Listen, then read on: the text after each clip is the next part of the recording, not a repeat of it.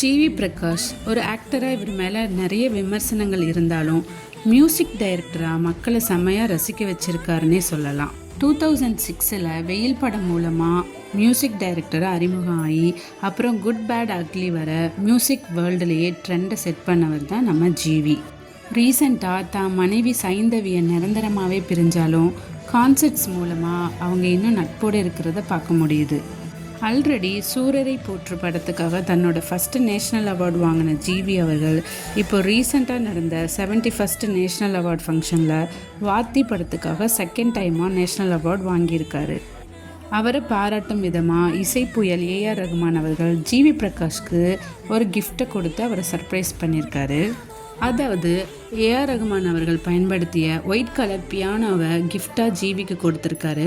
இதனை ஜிவி அவர்களும் தான் இன்ஸ்டாகிராமில் போஸ்ட் பண்ணி இதை விட பெரிய கிஃப்ட் எனக்கு என்னவா இருக்க முடியும்னு தான் நன்றியையும் தெரிவிச்சிருக்காரு.